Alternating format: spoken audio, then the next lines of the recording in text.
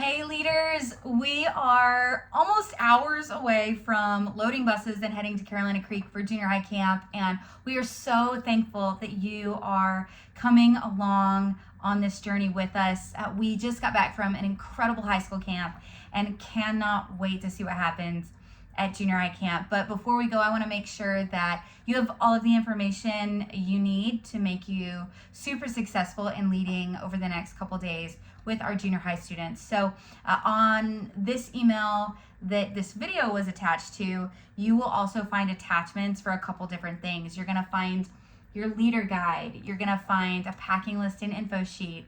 You're going to find your small group roster, so you're going to know who your kids are, and you're going to find team color assignments and all of that, which we'll touch base on in a minute. But I first want to begin by walking through our leader guide to make sure that you know the things. So in your leader guide, the first thing you're going to find is the schedule.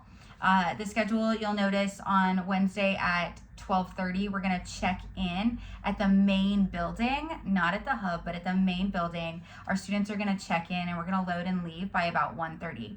I would love for y'all to get there about noon, about 12 o'clock. That way we can get you checked in and positioned to receive your students once they're through the check-in process, because we want our students to be able to connect with their small group leader for the week and to make sure that they know who to go to. So Wednesday, we'll see you at noon. If you have a student that is coming to junior high camp, they can come at noon too, no worries. But as part of the schedule, you're going to notice on Thursday and Friday specifically, at 2:30 and 3:30, there's a ropes and cable park rotation on each of those days. And those rotations, the specifics are listed here in this blue box and in this green box. Carolina Creek has been pretty incredible. They didn't just give us like, hey guys, here's like one high ropes thing, here's kind of another thing. No, like our students are getting to do it all. So they're getting to do zip line, they're getting to do adventure park, they're getting to do cable park, they're getting to do low ropes course stuff. So we really are going to be spoiled with all of the activities for our students to do. I can't wait to join a group and do all of the things with everyone, because this is totally up my alley. Like, I love this kind of stuff. So we're gonna have an incredible time. And then you're also gonna notice that we only have each day about an hour of free time, that 4:30 to 5:30 time, where students can choose to go swimming, they can do crafts in the craft room, they can play basketball or nine square or any other games that are out on property. And then we will have specific time to clean up for dinner. And we want everyone to clean up, because they will have been outside all day and they will smell. So great time to freshen up. And then you are going to notice also throughout the day, you're going to have a morning small group time and a nighttime small group time too. And all of that stuff is in this book. So you don't have to make up your own questions. We've got them for you. Speaking of small groups, on the next page, you're going to see our small group guidelines. Here at the Met, we value these small group guidelines because we believe that these guidelines create a safe environment for everyone to participate in group. So please feel free at the beginning of each small group to revisit what the guidelines are, and instead of just popcorning what the guideline is, ask, why is it important? So excuse me. For instance, one of the guidelines is no crosstalk. That means that when someone is sharing, don't have your own side conversation with someone else. And that's really important because, say I am sharing something really vulnerable and really important. If two girls on the other side of the circle are having their own conversation, that tells me that they don't care about what I had to say. They don't care about me as a person or as a friend. We never, ever, ever want somebody to feel devalued when they're sharing something vulnerable. So we use these guidelines to make sure that it creates a safe environment for everyone to participate. One of my other favorite guidelines is silence. Y'all, it's okay to ask a question and let it settle. Some of us are processors and we need to hear a question and really think about it before we respond. So we don't have to worry about students not responding immediately to the question.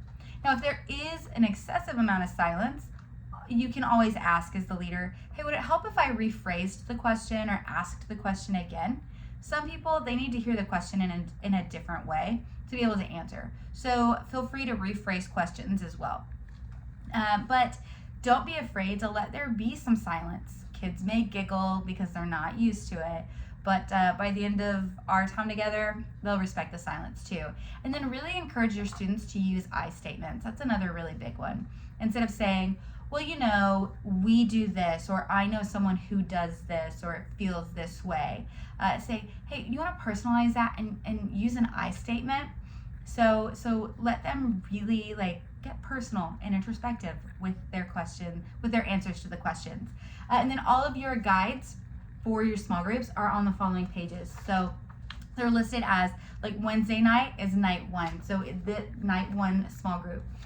You have an icebreaker that helps kind of get everyone get settled in a little bit. Then you've got your main discussion questions. Please feel free to rephrase all of the questions if you need to. And don't feel pressured to rush through every question. If your small group is going really, really well and students are sharing and they're really locked into 1 or 2 or maybe 3 of the questions, then stay there. Stay there. It's okay if you don't get through all of the questions. And don't be afraid to ask follow-up questions. As your students share their responses, ask a follow-up question. And I also want to say this when it comes to answering questions. Not every student has to answer every question.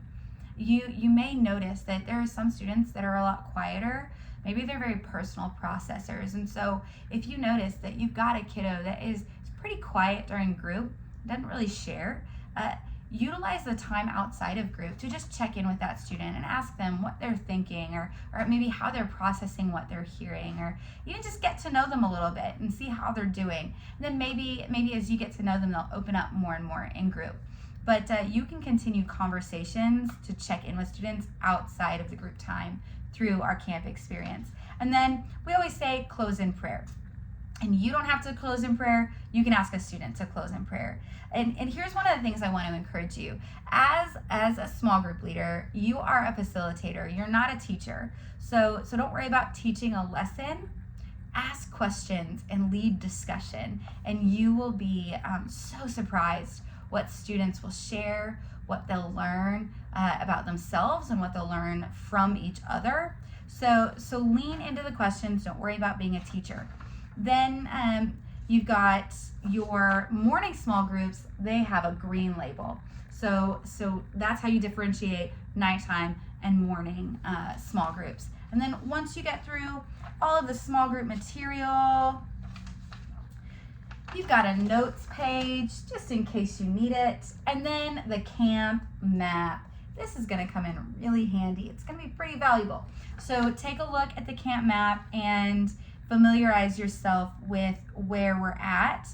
We've got the pavilion and the pool, the rec field, the playground, the 5-a-side soccer court, all of those things are gonna be used. We're gonna be able to hang out in the lagoon. It's gonna be awesome. Cable Park, we need to know where that is because we get to go there.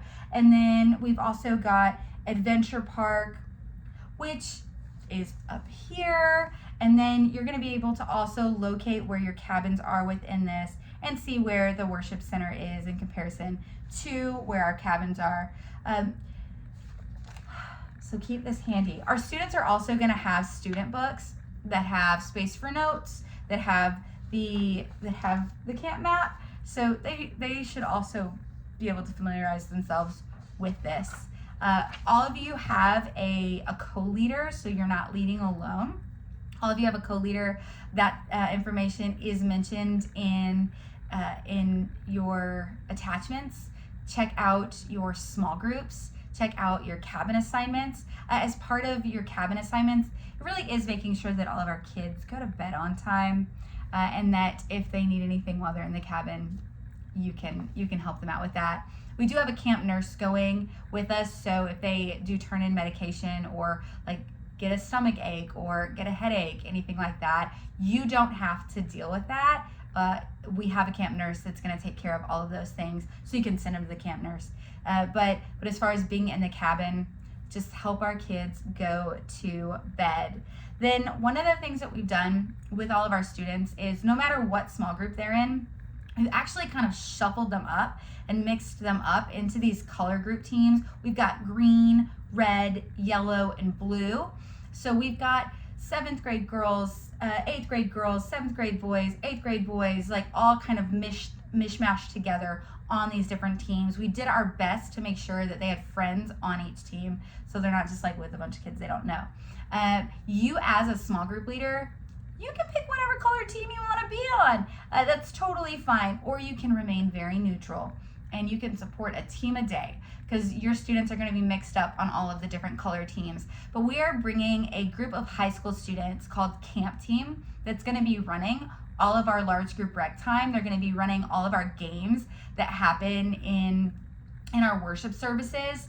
And they are going to also be team captains for these different color teams. They've got team chants. They will be repping the colors and what they wear. Like they are so fired up from high school camp that coming into junior high camp, like they're not at a 10, they're at an 11. They're ready to go. So they're gonna champion the color teams, and you as a leader just get to be supportive, have fun, and cheer for whatever team you want to cheer for. It's really going to be a great time. But your goal as a group leader, as a small group leader, is to shepherd your group of students, to have intentional conversations with them, to check in, to get to know them, see maybe what God is teaching them while they're at camp, and to get to learn about their life. One of the most beautiful things about camp is that it is a time to unplug, to step away from the norm, and to meet God in a new way, and to connect with friends in a new way.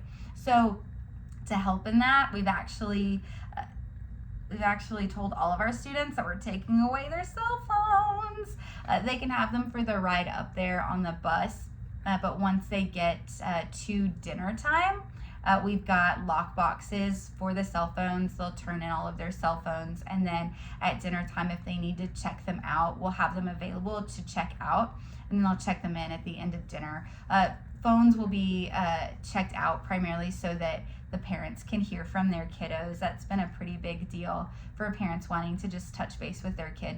So we're going to make that available, but throughout the day, they're not going to have their cell phone. So we are removing that distraction. We have encouraged everyone to bring a hard copy of a Bible, and we're going to have extra Bibles with us in case you have a student that doesn't have a Bible.